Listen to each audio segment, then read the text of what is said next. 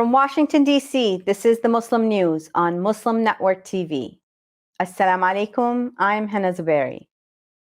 Our top story tonight is about the infrastructure bill. The Senate passed the bipartisan infrastructure bill in a vote of 69 to 30. On this vote, the yeas are 69, the nays are 30. The bill, as amended, is passed. 19 Senate Republicans, including Minority Leader Mitch McConnell, voted with all Democrats on Tuesday to pass a roughly $1 trillion infrastructure bill. President Joe Biden welcomed the Senate passage. He had initially proposed a $2.6 trillion infrastructure plan. The vote comes after months of negotiations. The legislation now heads to the House, where it faces resistance from some progressive lawmakers. Speaker Nancy Pelosi has vowed she won't take it up until the Senate passes a sweeping $3.5 trillion bill that includes Democrats' top priorities. School children are the latest victims of the war over masks. Ron DeSantis, Florida's governor, and Greg Abbott, his counterpart in Texas, both Republicans, are doubling down on their order that schools not require masks. Local officials, however, are resisting the directives to ban school mask mandates. This is happening as more children are becoming ill with COVID's Delta variant. The American Association of Pediatrics reported last week that the U.S. had an 84% increase in new COVID-19 cases amongst children from July 22nd to 29. The Florida governor's office says the state could withhold salaries of officials who enact school mask mandates. Several lawsuits have since been filed. They're challenging the constitutionality of the executive order banning the use of masks in Florida. The Dallas Independent School District on Monday also defied the Texas governor.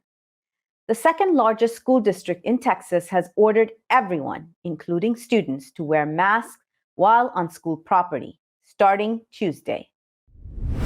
The U.S. Defense Department will require all active duty service members to get vaccinated against COVID-19 by the middle of September. Lloyd Austin, the Defense Secretary, made the announcement yesterday. Secretary Austin said a healthy and ready force is necessary to defend the nation. He encouraged all Department of Defense military and civilian, as well as contractor personnel, to get vaccinated immediately. President Joe Biden expressed his support as well. He said the vaccines saved lives and they're safe and effective. President Biden also said America cannot let up in the fight against COVID-19, especially with the Delta variant spreading rapidly through unvaccinated populations. New York Governor Andrew Cuomo announced his resignation today. This was after a report released last week by the state's Attorney General, Letitia James, concluded that the governor had sexually harassed multiple women. Cuomo said he felt that given the circumstances, the best way he can help now is to step aside and let the government get back to governing. His resignation will take effect in 14 days. Lieutenant Governor Kathy Hochul will replace Cuomo, becoming New York's first female governor.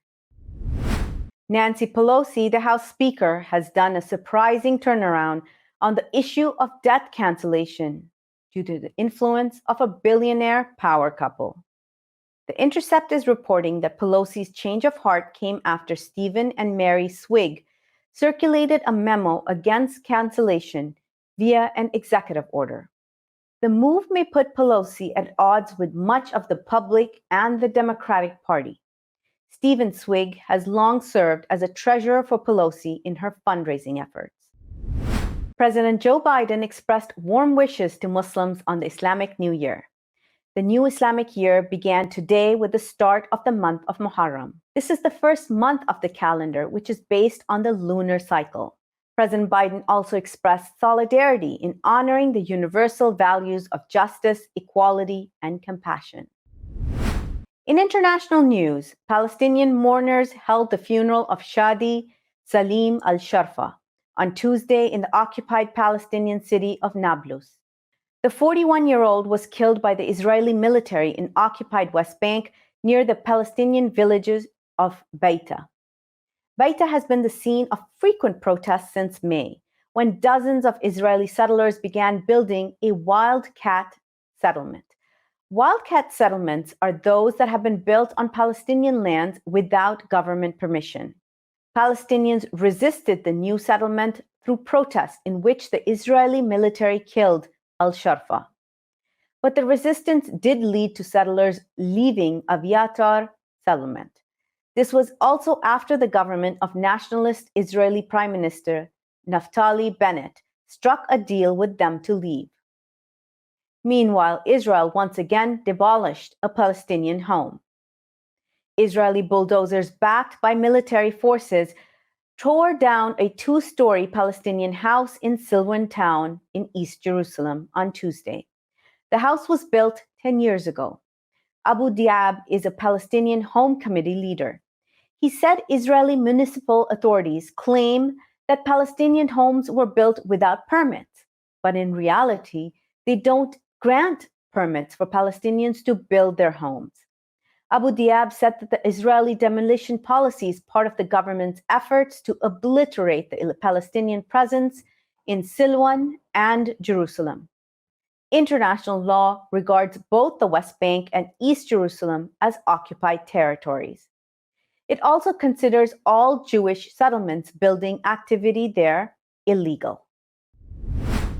In the wake of the Taliban victories in Afghanistan, India has launched an online campaign censuring Pakistan. Indian web-based media is widely reporting that sanctioned Pakistan is trending. Their argument is that Pakistan is invading Afghanistan through the Taliban. Therefore, Pakistan needs to be sanctioned. India is supporting the regime in Kabul. In contrast, Pakistan has successfully leveraged influence with the Taliban to move forward peace talks with the United States. Indian extremists have previously used hashtags like COVID jihad to blame Indian Muslims for COVID. Meanwhile, Pakistan criticized India for not letting it attend an Emergency Security Council meeting on Afghanistan. India is the newly elected chair of the UN Security Council. The urgent meeting was convened on Friday to discuss rising violence in Afghanistan. Pakistan's Foreign Office spokesperson said that while Pakistan was denied the opportunity, the UN platform was made available to accuse Pakistan. Indian National Investigative Agency, or NIA, continued to crack down on Muslim charities in Indian-held Jammu and Kashmir. NIA raided 56 Kashmiri Muslim charities in 14 districts. It claimed they were linked to Jamaat-e-Islami in Jammu and Kashmir on Sunday. Jamaat-e-Islami Kashmir was banned in 2019. Since then, many of its leaders have been arrested. Jamaat-e-Islami is the biggest socio-religious organization in Jammu and Kashmir. This is the third major operation by India in Kashmir in the last month. The Indian government has been increasingly wielding an anti-terror law and raids against rights activists, journalists, and dissenters in Kashmir. The Association of Parents of Disappeared Persons and a collective known as the Jammu Kashmir Coalition of Civil Society are amongst the groups raided by the Indian government. Verinder Grover is a human rights activist and lawyer based in New Delhi. She told The Intercept that criminal law is being increasingly used to demonize and criminalize human rights work. Meanwhile, the Committee to Protect Journalists asked on Monday that India cease harassing journalists. Amnesty International previously left India after its office was raided by the Indian government. Restaurants, cafes, trains, and flights in France on Monday began enforcing a French health pass initiative. It is meant to reduce the spread of the Delta variant and avoid further lockdowns. The pass is proof of vaccination or a negative COVID-19 test result in a print or digital format. It is to be shown by all adults 18 and over for entry into public places until at least November 15th. Failure to check the health pass by employers, owners, and service providers more than 3 times in a period of 45 days can result in fines. These can be up to over $10,000 and a year in prison. There have been demonstrations in France against the health pass. Germany has donated nearly 1.3 million doses of the unpopular AstraZeneca COVID vaccine to low-income countries, the government announced on Monday. The EU's richest country has so far purchased nearly 17.5 million doses of AstraZeneca. Both German President Frank-Walter Steinmeier and Chancellor Angela Merkel personally chose AstraZeneca in hopes of boosting public confidence. But it remains unpopular. In April, the European Medicine Agency confirmed a possible link between AstraZeneca vaccine and extremely rare cases of unusual blood clots. Prophet Muhammad's migration to Medina is a transformative event in Islamic history. It's called the Hijra. Here's Ali Khalaf and Saleha Farouk sharing with us more about the history of the Hijra. The Prophet Muhammad was born in Mecca. God's peace and blessings be upon him. Meccans were pagans who worshipped many idols, calling some God's daughters. They also respected and honored Muhammad, peace be upon him. All of that changed, however, when Angel Gabriel brought him the message from God. Bismillahir Rahmanir Rahim. Iqra bismi rabbikal ladhi khalaq. خلق الإنسان من علق.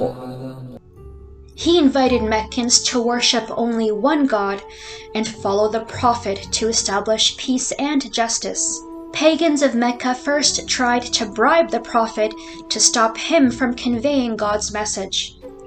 When that did not work, the pagans used violence. They tortured Muslims. They tried starving them to death. This is when the Prophet started looking for a peace sanctuary.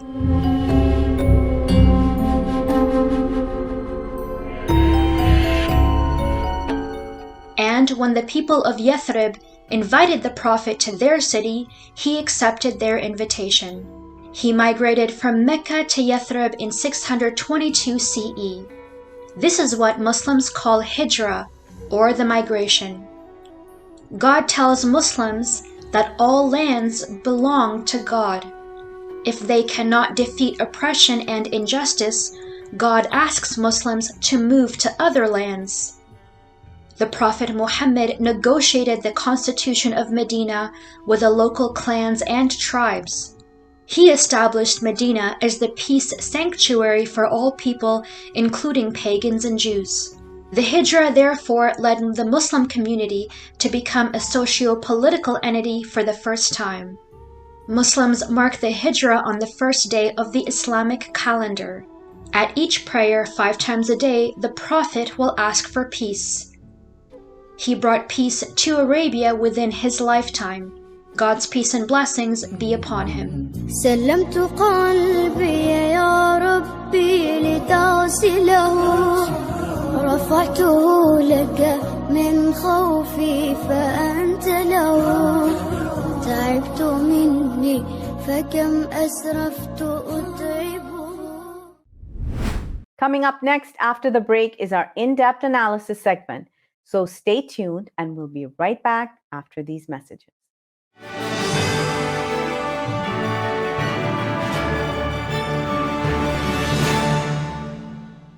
If I could be you, and you could be me for just 1 hour. If we could find a way to get inside each other's minds. Walk a mile in my shoes. Walk a mile in my shoes. Well, before you abuse, criticize, and accuse. Walk a mile in my shoes. Despite the development of a COVID-19 vaccine, millions around the world will not have access. We need a vaccine that's free and available to everyone, everywhere. It's time for a people's vaccine.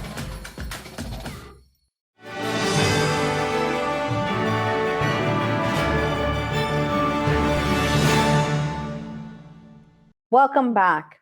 In one of our previous in-depth analysis segments, Saliha Farouk discussed ecological consequences of the recent heat waves in the North American region. Let's watch. Thank you so much once again. Today we're very happy to be joined by Christopher Hurley, who is a professor as well as a marine biologist at the University of British Columbia.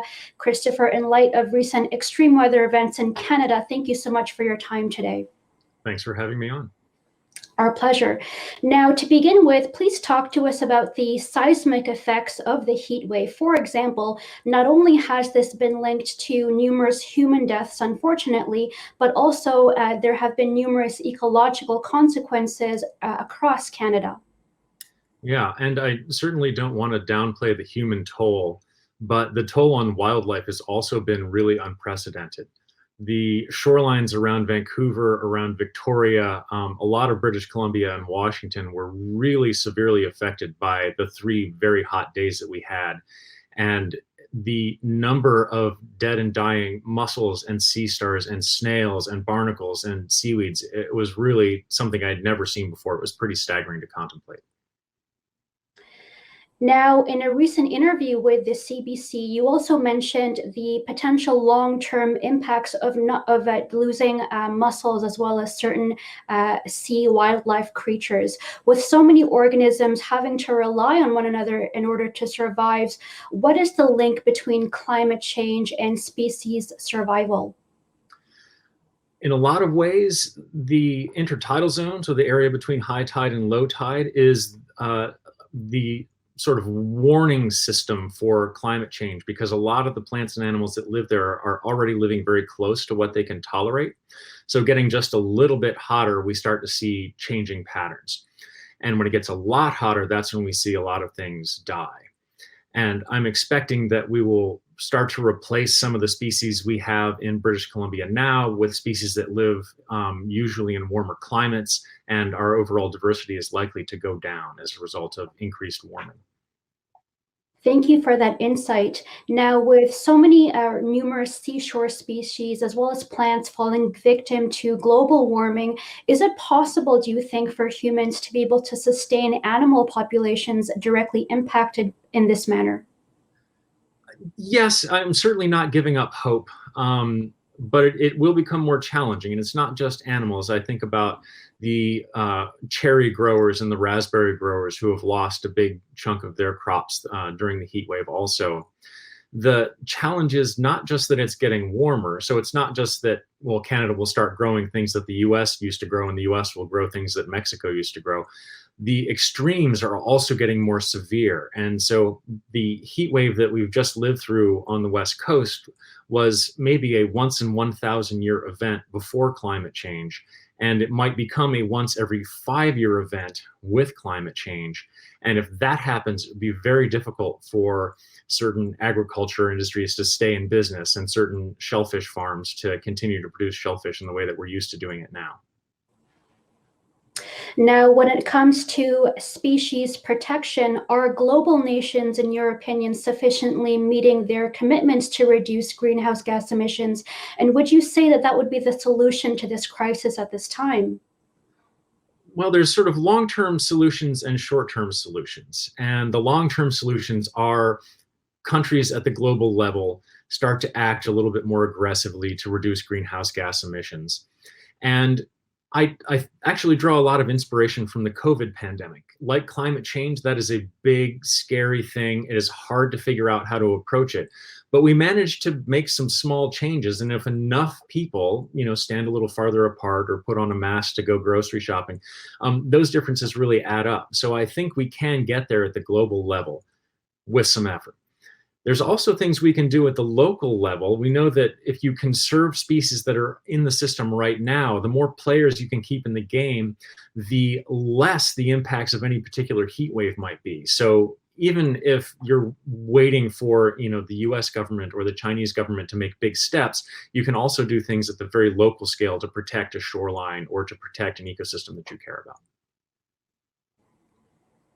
Just building on those local actions that you mentioned, do you believe that such extreme weather events have helped people understand the importance of environmental protection as it relates to animal species survival? And what are some calls to action that you recommend to protect ecological populations around us? I hope this has been something of a wake-up call, but we've had a lot of them. There have been storms and there have been other heat waves in the past, and it seems like interest goes up a little bit and then it sort of declines until the next thing happens. But they're just so many, and they're going to be coming fast and furious now. And one of my colleagues said there is no normal anymore. There's not even a new normal to get used to. Things are just changing so fast. In terms of actions we can take, yes, we could all make big changes and stop driving cars completely and stop eating meat completely and doing a lot of things that would be challenging and in some cases unpopular.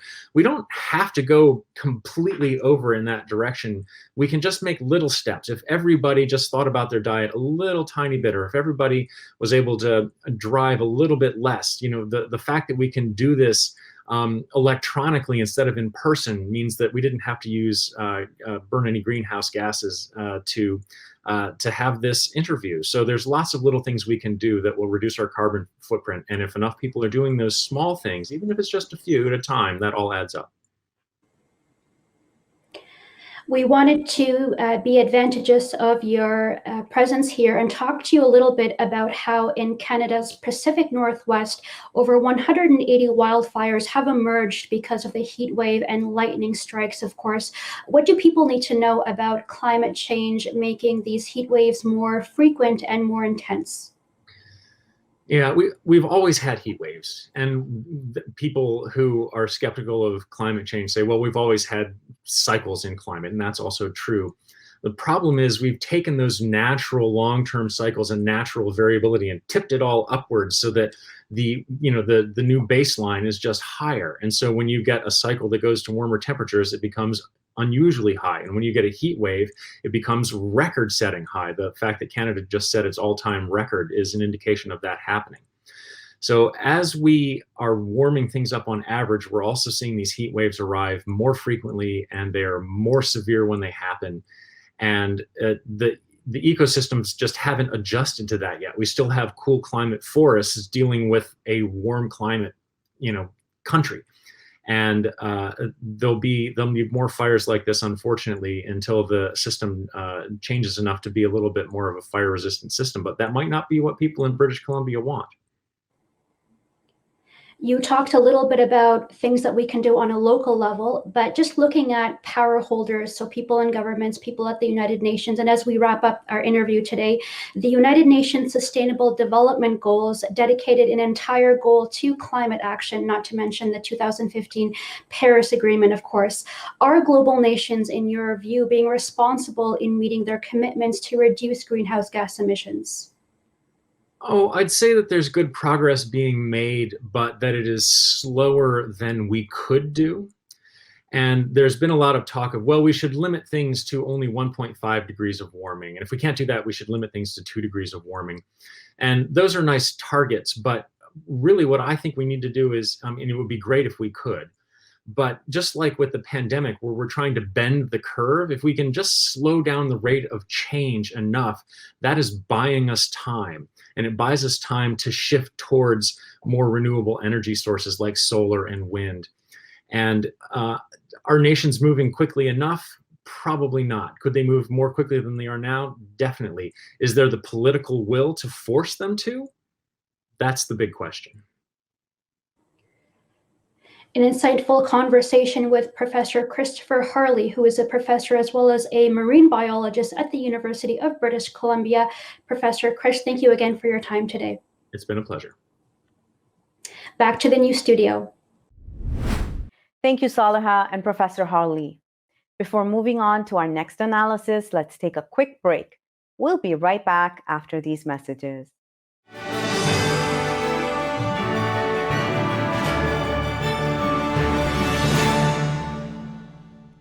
Our fellow Americans. Right now, the COVID-19 vaccines are available to millions of Americans. And soon, they will be available to everyone. The science is clear. These vaccines will protect you and those you love from this dangerous and deadly disease. They could save your life. So we urge you to get vaccinated when it's available to you. That's the first step to ending the pandemic and moving our country forward. It's up to you.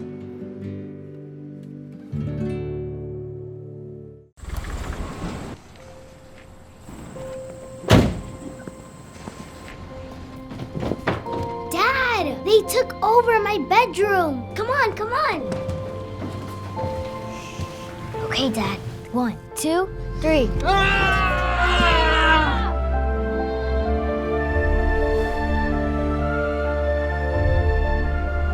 Dad!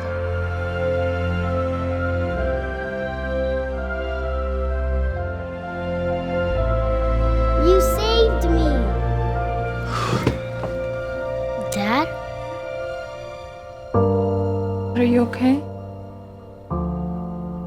I'm fine, dear.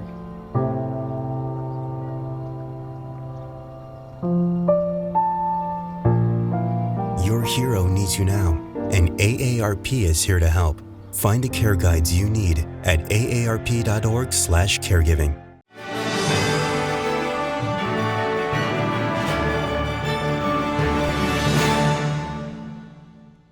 Welcome back. Yesterday, we shared the findings of the IPCC report on climate change. To discuss this in detail, let's go to Imam Abdul Malik Mujahid. Over to you, Imam Mujahid. Thank you, Hena. Today, we are honored to have Ambassador Jennifer Haverkamp. She is Director of Graham Sustainability Institute at the University of Michigan.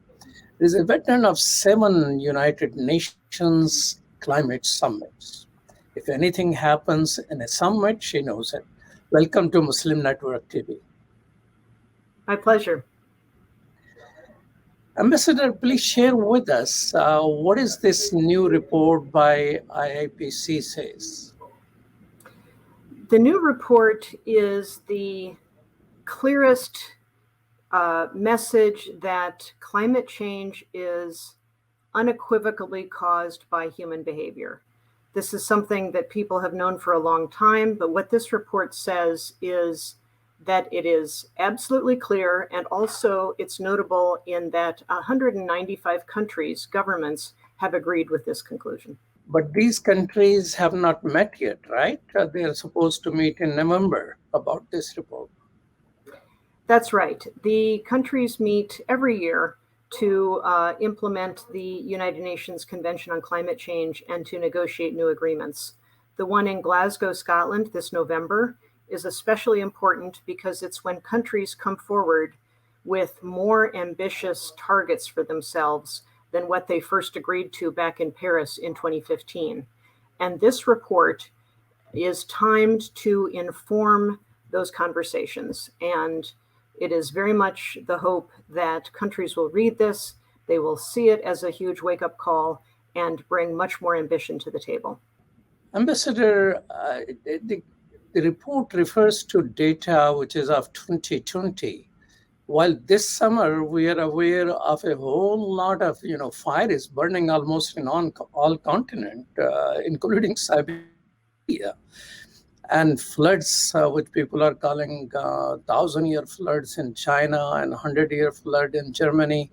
So why the report does not refer to the current data and instead of relies on the older data? I'm not sure, but my guess would be that these reports take a long time to develop. They're based on 14,000 different scientific studies that have been reviewed, assessed, summarized, and approved. And it may just be that the latest information was too late to get into this particular report. But the extreme events that we've seen this summer, as bad as they are, they're of a pattern that we've been seeing over the last couple decades. Ambassador, you have been to 7 such summits. Are there everybody on the same page, or there is a live adversarial communication which takes place in these summits as well? These climate summits are always challenging because every country comes to it with their own national interest in mind, and they come at very different levels of economic development, different perceptions of what their own role is in solving the problem going forwards. There are often disagreements around how much support should be given to developing countries for adapting to the consequences of climate change. But what you really see with this report, and also, frankly, with the Paris Agreement in 2015, is countries finally came together and said, we all need to work together and do our part to solve this. And under the Paris Agreement, each country makes its own commitment for what it will do toward addressing the problem. What is your assessment? Are people keeping up with those commitments? It's a mixed bag. I should start by saying the commitments from 2015 were not themselves ambitious enough. And that's one reason this report was designed, this agreement was designed for every 5 years for those to be evaluated and strengthened. And that's what's happening in Glasgow this year, is the first evaluation of those commitments.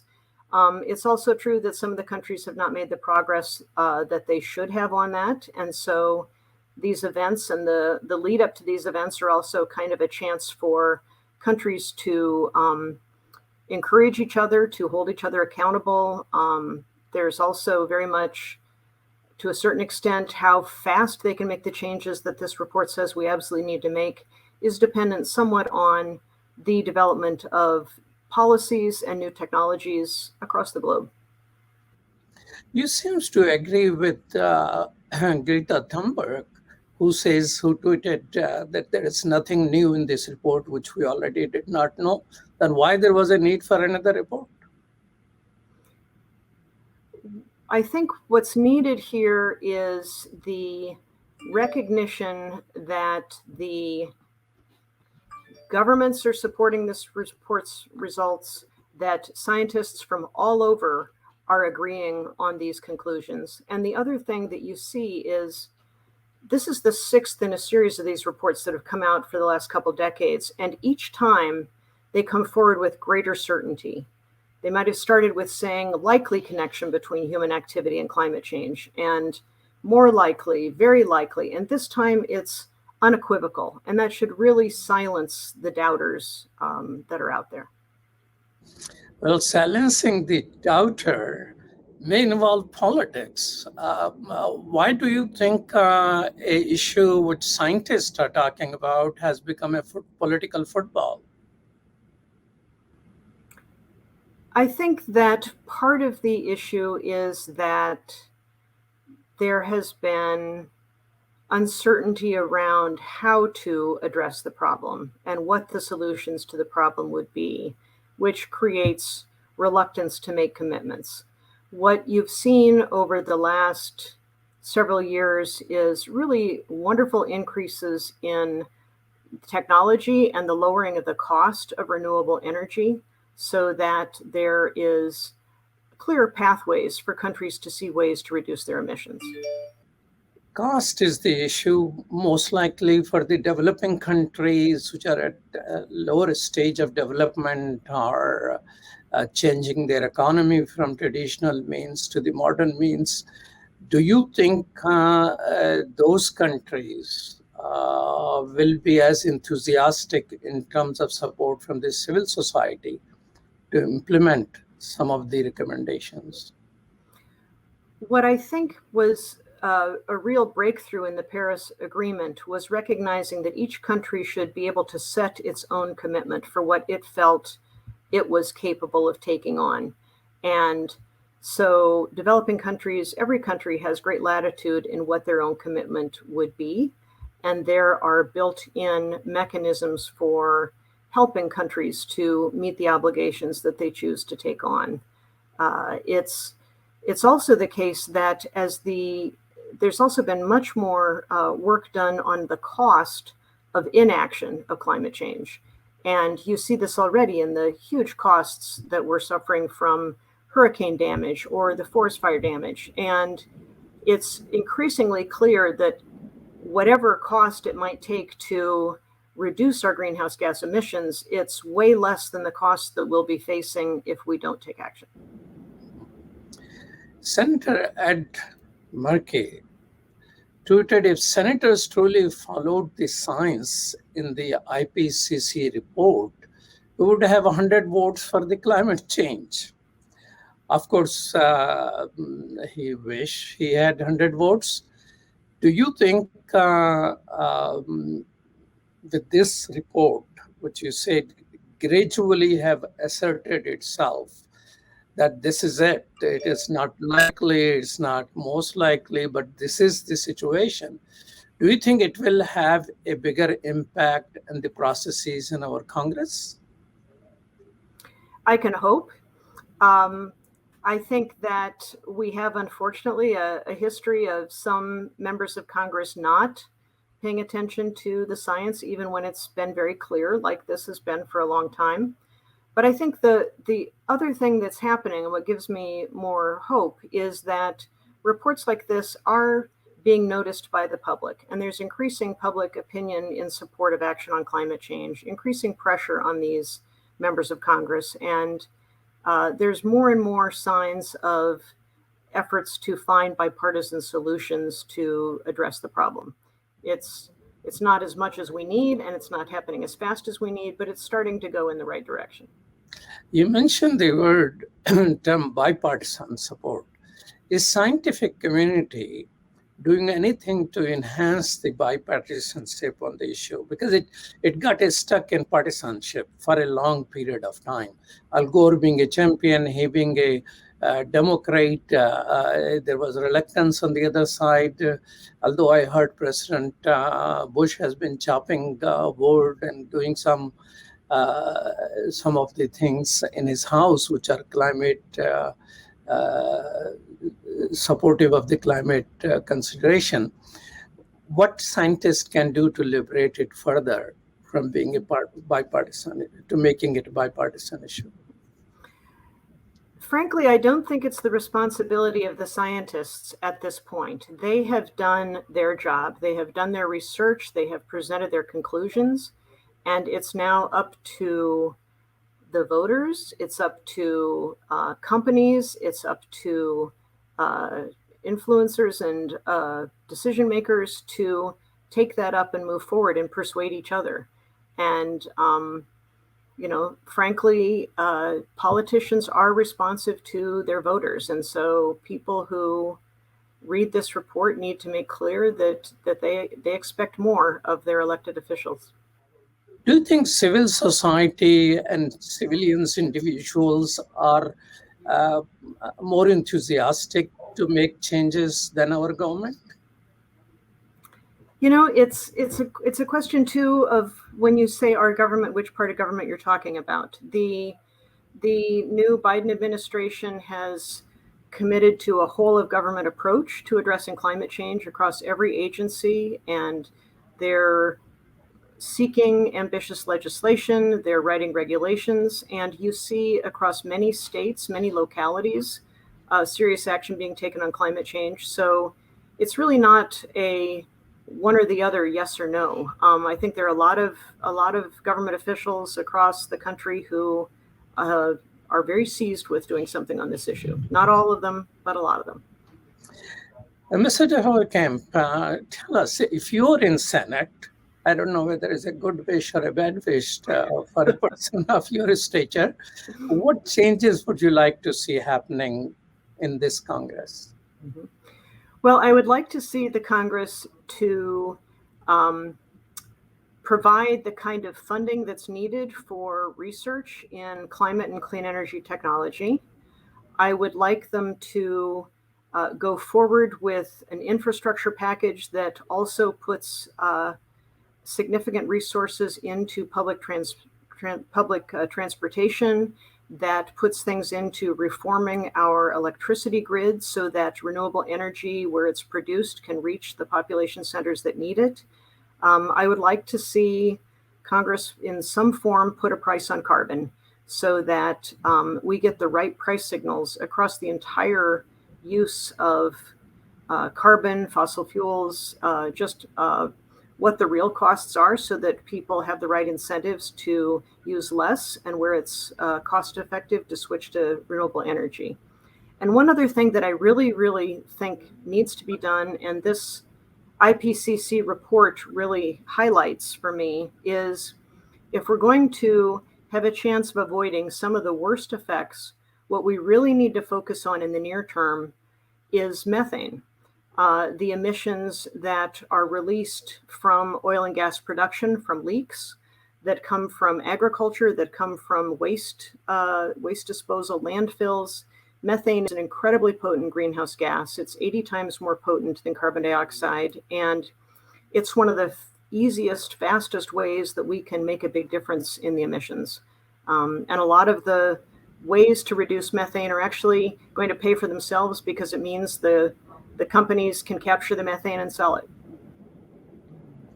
Individuals, citizens, they have been recycling forever, and our kids are ahead of the older generation. What people can do, because it's still, if they want to have solar energy for their house or something, it looks like a very costly option. And I think for a lot of people, they can, again, try to create political pressure so that the regulators push the utilities to move themselves faster to more and more renewable energy in their mix. I think the other thing that people can do is their utilities will come and do a energy audit of their homes. And so people can find how much energy they're unintentionally wasting. Other things that people can do is, when you're traveling, think hard before you fly if it's a short distance, because flights are very energy intensive and there's not an easy way to reduce that.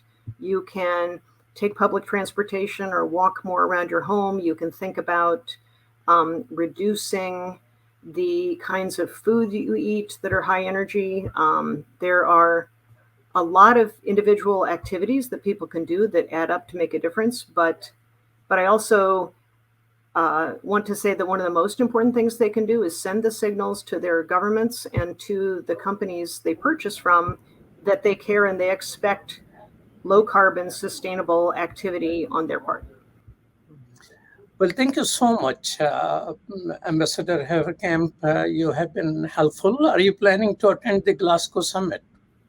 I'm not sure yet. It's since I'm no longer with the U.S. government, I don't have an official role, and they're fascinating circuses of people from all over the world who come together, all of whom care about doing something on climate change. So it's a great thing to do, but on the other hand, I don't want to get in the way of the real important work that has to be done. Thank you so much. Totally appreciate it. It's my pleasure. I enjoyed it. Back to you, Hena. Thank you so much, Imam Mujahid and Professor Haverkamp. We can all do our part in stopping climate change, but governments of countries that have the largest carbon footprint must implement long-term policies. That's all from our Washington studios tonight. Thank you for tuning in. You can find previous episodes and more on our YouTube or Facebook. For more content, keep watching Muslim Network TV or visit muslimnetwork.tv.